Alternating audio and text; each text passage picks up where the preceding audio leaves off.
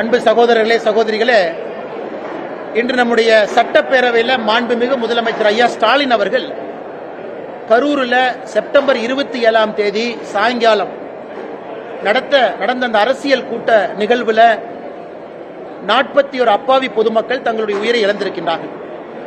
அது சம்பந்தமாக முதலமைச்சர் அவர்கள் பேசுகின்ற பொழுது வழக்கம் போல அரசின் மீது தவறில்லை என்றும் காவல்துறையின் மீது தவறில்லை என்றும் பேசியிருக்கின்றார்கள். அதே நேரத்தில் கரூரில் காவல்துறை பந்தோபஸ்த் கொடுத்தது மொத்தமாக 606 பேர் அந்த அரசியல் கூட்டத்திற்கு காவல்துறை பாதுகாப்பு அளித்தார்கள் என்று சொல்லியிருக்கின்றார். 28 செப்டம்பர் கரூரில் நடந்த பத்திரிகையாளர் சந்திப்பில் ஏடிஜிபி திரு டேவிட்சன் அவர்கள் 500 பேர் பாதுகாப்பில் இருந்ததாக சொல்லியிருக்கின்றார். இன்று காவல்துறை ஒரு பத்திரிகையாளர் செய்தி குறிப்பு வெளியிட்டிருக்கிறாங்க. அதுல சம்பவ இடத்துல 350 பேர் இருப்பதாக சொல்லியிருக்கின்றார். மிச்சம் 150 பேர் வேறு வேறு இடத்துல இருந்தாங்க. இன்று இந்த வழக்கு சிபிஐக்கு மாற்றப்பட்ட பிறகு தமிழக அரசினுடைய முதலமைச்சர் ஒரு நம்பர் சொல்றாங்க 606, ஏடிஜிபி கரூர்ல 500, 28 செப்டம்பர்ல. இன்னைக்கு வந்திருக்கக்கூடிய காவல்துறை செய்தி குறிப்பு சம்பந்தப்பட்ட இடத்துல பந்தோபஸ்த் என்பது 350. இதுல இருந்தே நமக்கு பல விஷயம் தெரியுது. நிகழ்ச்சி எல்லாம் நடந்து முடிந்து அப்பாவி பொதுமக்கள் எல்லாம் இறந்த பிறகு இன்னைக்கு வழக்கு சிபிஐக்கு போன பிறகு முன்னுக்கு முரணாக பல விஷயங்களை தமிழக அரசு, அதுவும் குறிப்பாக சட்டப்பேரவையில் சொல்லிக் கொண்டிருக்கின்றார்கள்.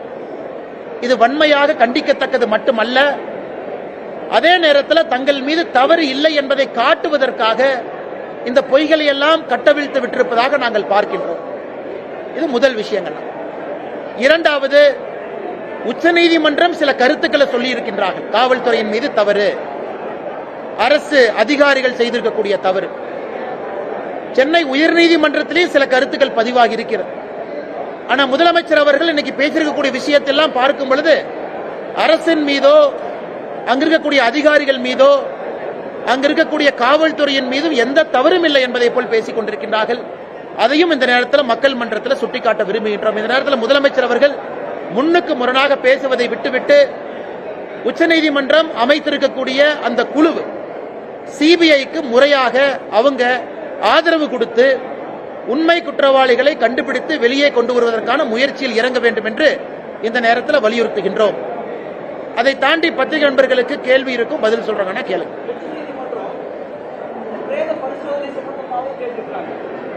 உச்சநீதிமன்றத்தினுடைய அந்த அப்சர்வேஷனை பார்க்கும் பொழுது தமிழக அரசு சொல்லி இருக்கின்றார்கள், காலையில் அதிகாலை, அதாவது 28 செப்டம்பர் அதிகாலை 1:45 மணிக்கு முதல் போஸ்ட்மார்ட்டம் செய்ய ஆரம்பித்தோம். மத்தியானம் 1 மணி முடியும் பொழுது 39வது உடலை போஸ்ட்மார்ட்டம் செய்து முடித்தோம் என்று சொல்லி இருக்கின்றார்கள். காலையில 1:45 ஆரம்பிச்சு மத்தியானம் 1 மணி வரைக்கும். உச்சநீதிமன்றத்தினுடைய நீதியரசர்கள் கேட்டிருப்பது, அந்த போஸ்ட்மார்ட்டம் செய்யறக்கே 2 டேபிள் தானே இருக்கு. அப்படி இருக்கும் பொழுது நீங்க சொல்லி இருக்கக்கூடிய டைம் எதுவும் மேட்ச் ஆகலையே. அதை மறைப்பதற்காக இன்னைக்கு முதலமைச்சர் சட்டப்பேரவையில் இவர் புதுசா ஒண்ணு கொண்டு வர்றார். 24 மருத்துவர்கள் தலைமை அப்படின்னு புதுசா ஒண்ணு சொல்றார். 24 மருத்துவர்கள் தலைமையில இந்த உடல் ஆய்வுக்கூறு நடந்துச்சு, போஸ்ட்மார்ட்டம் நடந்துச்சுங்கிறாங்க. இன்னைக்கு உச்சநீதிமன்றம் கேட்கின்ற கேள்வியும் மக்கள் கேட்கிற கேள்வியும், காலையில 1:45க்கு 24 அரசங்க வரல, மருத்துவர்கள் வரல. முதல் 4 மணி நேரம் 5 மணி நேரத்தில் எத்தனை போஸ்ட்மார்ட்டம் பண்ணீங்க? முதலமைச்சர் சென்னையிலிருந்து அவசர அவசரமா வர்றாங்க. அவர் போவதற்கு முன்பே உதயநிதி ஸ்டாலின் துபாயிலிருந்து வர்றாரு. வந்தவுடனே போறதுக்கு முன்னாடி சில பேருக்கு மாலை போடணும், மரியாதை செய்யணும், போட்டோ எடுக்கணும் என்பதற்காக அவசர கதியிலே இந்த போஸ்ட்மார்ட்டம் செய்ததாகத்தான் நாங்கள் பார்க்கின்றோம். இது நிச்சயமாக சிபிஐ என்கொயரியில் இது வெளியே வரும். 2 டேபிள் வச்சுக்கிட்டு 39 பேர் அன்னைக்கு நீங்க 12 மணி நேரம் கணக்காட்டுறீங்க, அது வாய்ப்பே இல்லை. மருத்துவர்களும் பற்றாக்குறை தான். ஏன்னா சிபிஐ வந்ததுக்கு அப்புறம் லாக் எடுப்பாங்க, கால் லாக் எடுத்து பார்ப்பாங்க, யார் எப்ப வந்தாங்க, யாரு போனாங்க. அதனால அதுவரை பொறுத்திருப்போம். நிச்சயமாக அரசனுடைய பொய்களும் மாண்புமிகு முதலமைச்சர் ஐயா ஸ்டாலின் அவர்களுடைய பொய்களும் அன்னைக்கு வெளியே வரும் என்கின்ற முழு நம்பிக்கை எங்களுக்கு இருக்கு.